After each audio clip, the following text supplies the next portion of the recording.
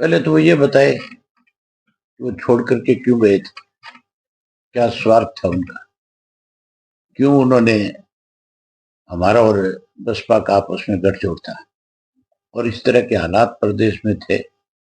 हर Indian National Lokdal party के कार्यकर्ता के मन में ये बात थी कि अब की बार हम सत्ता में आएंगे, राज बनाएंगे। इन्होंने अनुशासनहीनता क्यों करी और क्यों उस हमारी चौधरी देवलाल के सम्मान दिवस के ऊपर सारा ड्रामा रचा। फिर ये पार्टी छोड़ करके भागी, किसके इशारे पे भागे, क्यों भागे, इस बात को भी स्पष्ट करें। ये सारी चीजें स्पष्ट करने के साथ साथ, ये सब बातें स्पष्ट करने के साथ साथ वो ये जरूर बताएं कि जब से तुम लोग छोड़ करके गए हो, तुमने कभी ये जाना कि चौटाला साहब बीमार रहे, हॉस्पिटल में रहे? वो बात याद करो पहले कि चौटाला साहब को आधी रात को इन्होंने हॉस्पिटल से जेल भिजवाया। क्या वो भूल गए? अब इसलिए ये बात कह रहे हैं क्योंकि इनकी पार्टी खत्म होगी। ये सामाजिक रूप से भी खत्म हो गए और ये राजनीतिक रूप से भी खत्म हो गए।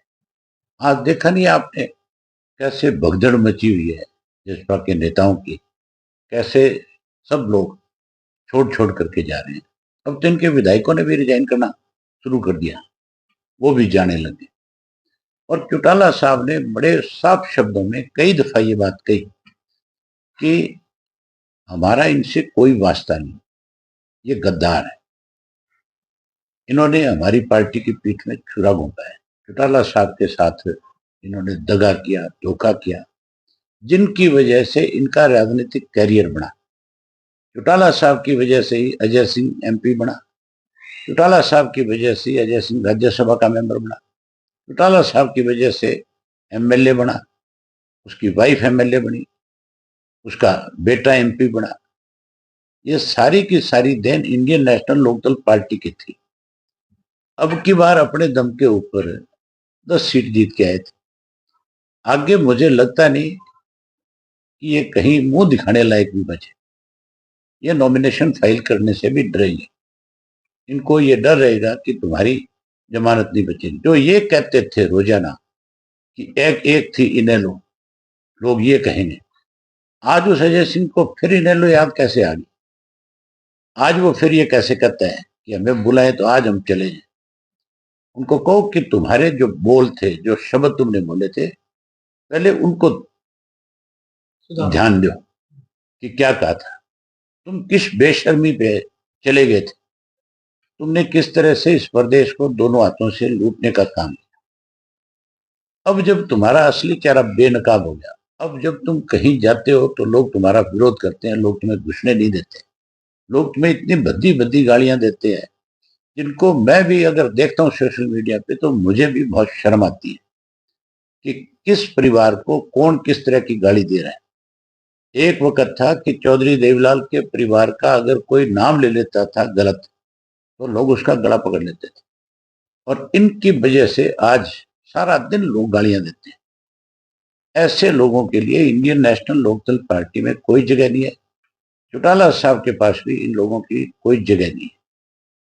चौटाला साहब तो अनेक बार प्रेस के लोगों ने उनसे पूछा कि क्या दुष्यंत को आप अपनी पार्टी में शामिल करोगे, उन्होंने साफ मना कर दिया था कि नहीं, कभी नहीं हो सकता। ऐसे लोग जिन्होंने पार्टी को तोड़ने का काम किया, जो स्वार्थी थे, जो बेईमान थे, जिन्होंने लूटने का काम किया है, हम ऐसे लोगों को अपनी पार्टी में नहीं लेंगे। ये अनुशासनहीन लोग थे। ये नई बात थोड़ी थी अजय सिंह के लिए, ये तो बहुत पहले से इस तरह की चीजों में इन्वॉल्व था। ये तो हम थे जो इसको चला रहे थे भी चलो किसी तरीके से पार्टी को चलाना है तो ऐसे लोगों को पड़े रहना। ये तो बहुत पहले पार्टी से बाहर निकालने वाले लोग थे, इन्होंने तो टिकटें बेची थी। आज इस तरह की बात कह करके अपनी भगदड़ को रोकना चाहता है। ये भगदड़ रुकने वाली नहीं है। अब कहीं जाएंगे लोगों के विरोध का सामना करना पड़ेगा। लोगों ने इनका सामाजिक बहिष्कार कर दिया, राजनीतिक तो हो ही गए खत्म, अब तो ये सामाजिक तौर पे भी खत्म है, कहीं जाकर के खड़े होने लायक नहीं। क्योंकि इन्होंने चौधरी देवीलाल को, जिस आदमी ने बहुत बड़ा नाम कमाया था, ये उस पर कलंक है, ये उसका फोटो लगाते हैं, इनको अधिकार नहीं है। अब इनको आप जेजेपी की टिकट की बात करें, मैं कहता हूँ जेजेपी नाम की पार्टी रहेगी नहीं, बचेगी नहीं। जिस पार्टी के एमएलए छोड़ छोड़ के जा रहे हैं, जिस पार्टी का प्रदेश का अध्यक्ष छोड़ करके चला गया, जिसके अनेक राष्ट्रीय पदाधिकारी जो बना रखे थे वो छोड़ करके चले गए, बचा क्या है?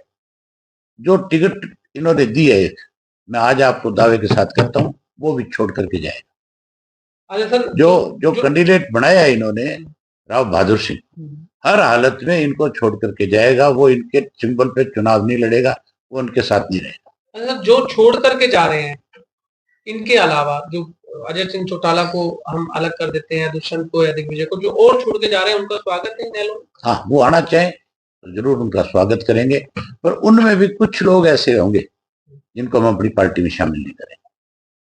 जैसे केसी बांगड़ है, जो सबसे ज्यादा दगेबाज लोगों में शामिल है।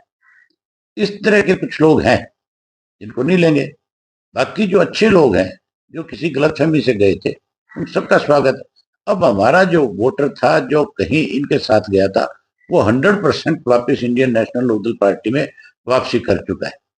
जो निचले स्तर के कार्य करता है, जो निचले स्तर के इन्होंने पदाधिकारी बना रखे हैं, वो आएंगे तो उनका स्वागत करेंगे, जरूर उनको लेंगे। उनके साथ जो कोई उनके साथ गठबंधन करेगा वो खत्म हो जाएगा।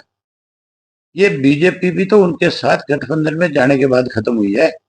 इस बीजेपी के नेताओं की हालत भी वही है जो उनकी है। बीजेपी भी जहां जाती है वहीं उस तरह का विरोध है, और ये विरोध अभी तो शुरुआत है।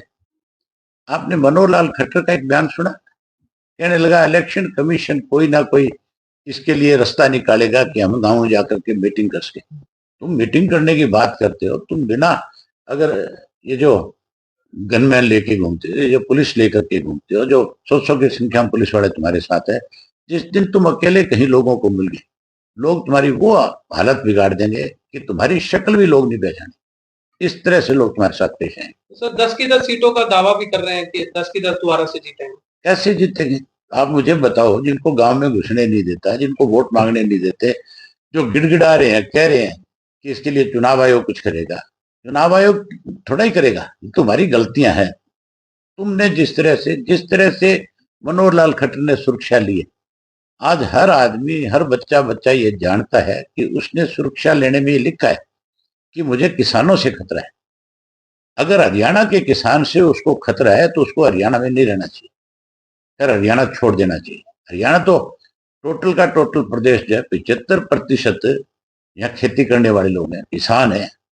अगर उन्हीं से खतरा है तो उनके बेटे ही, उनके बच्चे ही तो उसकी सुरक्षा में लग रहे होंगे, फिर तो उनसे भी खतरा होगा उसको। बड़े मुद्दे हैं, भ्रष्टाचार मुद्दा है, कानून व्यवस्था मुद्दा है, आपका बेरोजगारी बहुत बड़ा मुद्दा है, और नशे का बहुत बड़ा मुद्दा है, क्राइम बहुत बड़ा मुद्दा है, अनेक मुद्दे हैं। महंगाई बहुत बड़ा मुद्दा है। मोदी की गारंटी भी अपने आप में एक बहुत बड़ा मुद्दा बनेगी। मोदी ने जो गारंटियां दी थी इस प्रदेश के अंदर, इस देश के अंदर, उनमें से एक भी बताओ पूरी करी तो? ये तो 15 लाख रुपए ला करके दे रहा था। 2-2 करोड़ बच्चों को हर साल नौकरी देने की बात करते थे। मोदी जी तो गारंटी इस बात की देते थे कि मैं स्वामीनाथन की रिपोर्ट लगा दूंगा। तो ये भी कहते थे कि मैं एमएसपी का कानून बना दूंगा। उन्होंने तो ये भी कहा था कि मैं किसान की फसल की आय 2 गुना कर दूंगा। ये मोदी की गारंटी है, जो यही थी, जो टोटल फेल हो चुकी है। अब मोदी की गारंटी भी अपने आप में एक बहुत बड़ा मुद्दा बनेगा इस देश के अंदर। और जो मोदी जी कह रहे हैं, हम 400 पार की बात करते हैं, आज आप टेलीविजन के ऊपर उनके भाषण सुनो, प्राइम मिनिस्टर की भाषा ऐसी नहीं हो सकती। जिस तरह से भद्दी भाषा वो मतलब बोल रहे हैं, जिस तरह से हर वक्त कहते हैं वो मुझे गाली दे रहा है, वो मुझे गाली दे रहा है। अच्छे काम किए होते तो गाली कोई नहीं निकालता, फिर तो आपकी प्रशंसा होती, बड़ाई होती कि मोदी जी ने बहुत अच्छे काम किए। अब गाली मिलेगी। चौधरी वीरेंद्र सिंह विचलित आदमी है, डिसीजन मेकर नहीं है, फैसला लेने में बहुत देरी करते हैं। मैं उनका बहुत सम्मान करता हूँ, बहुत इज्जत करता हूँ, लेकिन उनको उम्र के हिसाब से फैसले लेने चाहिए। मैं तो उनके खुद के मंच पे गया था, मैं गया था उनके मंच पे, वो आए, मैंने उनका बहुत वेलकम किया। मैं घर जा करके उनसे रिक्वेस्ट करके आया कि चौधरी देवीलाल के जन्मदिन पर हम आपको निमंत्रण दे रहे हैं। वो आए, उन्होंने बहुत अच्छी बात कही वहां पे। और उसके बाद जब उन्होंने मुझे बुलाया, मैं उनके मंच पे गया, मैंने उनसे खुल करके उस वक्त ये बात कही थी कि आज फैसला लो, आज जरूरत है फैसला लेने की। उस मंच के ऊपर बहुत सारे बीजेपी के एक्स एमएलए एमएलए बैठे थे, कांग्रेस के बैठे थे, मैं भी उस पर गया हुआ था, वहां आप पार्टी वाला सुशील भी आया हुआ था। मैंने कहा इकट्ठे हो जाओ, एक अपना अलग से मंच बना लो और फिर देखो मुकाम कैसे हरियाणा की राजनीति आपके इर्द गिर्द घूमेगी, लेकिन नहीं, फैसला नहीं ले पाए। धन्यवाद।